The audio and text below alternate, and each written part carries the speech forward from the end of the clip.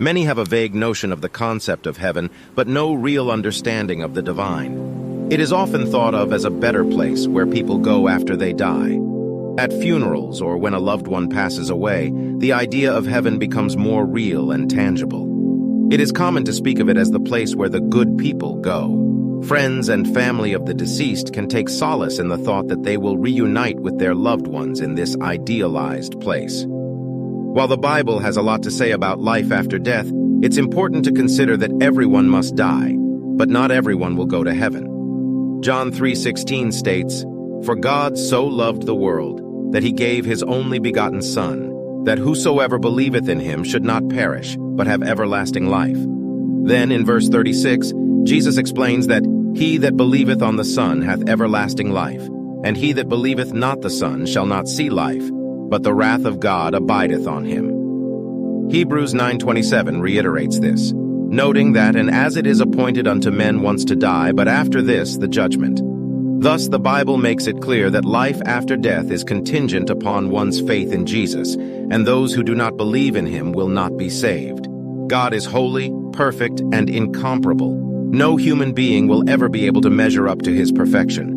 Heaven is the dwelling place of God, and it is also holy and perfect beyond the capacity of any human being. The Bible makes it clear that no one is righteous, not even one person, as it is written, "There is none righteous, no, not one."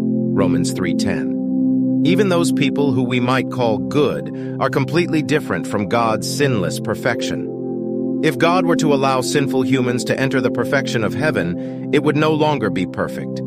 In order to determine who is good enough, the only standard that counts is the one that God has established. For all have sinned and come short of the glory of God. Romans 3:23.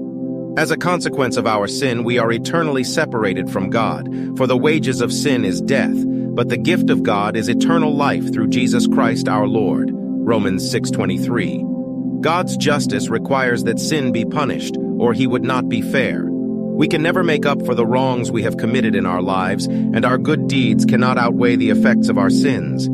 Just as a single drop of arsenic can contaminate an entire glass of water, one sin is enough to mar our perfect record. Consequently, the judgment we face at death is simply God's way of ensuring that our accounts are balanced and that punishment is meted out according to the law. Jesus was the perfect and sinless Lamb of God who willingly took on the punishment for our sins at the cross. By believing in him and confessing our sins to him, we can be declared holy and perfect and will be granted entrance to heaven, not based on our own merit, but based on the grace and mercy of our Lord and Savior. 1 Corinthians 6:9-11 teaches us that wrongdoers will not inherit the kingdom of God, and that we have been washed, sanctified, and justified in Jesus' name by the Spirit of God. It is only through the sacrifice of Jesus that we can find forgiveness and receive the gift of eternal life. All who go to heaven share a commonality in that they have put their faith in Jesus Christ, John 1:12. But as many as received him, to them gave he power to become the sons of God, even to them that believe on his name. Acts 16:31. And they said, "Believe on the Lord Jesus Christ, and thou shalt be saved, and thy house." Romans 10:9. That if thou shalt confess with thy mouth the Lord Jesus, and shalt believe in thine heart that God hath raised him from the dead, thou shalt be saved.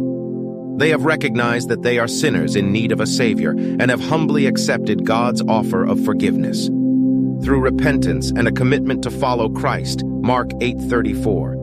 And when he had called the people unto him with his disciples also, he said unto them, "Whosoever will come after me, let him deny himself, and take up his cross, and follow me." John 15:14. Ye are my friends if ye do whatsoever I command you. They have let go of their past and embraced the grace of God, allowing it to transform their life. James 2:26. For as the body without the spirit is dead, so faith without works is dead also. 1 John 3:9-10. Whosoever is born of God doth not commit sin, for his seed remaineth in him, and he cannot sin, because he is born of God.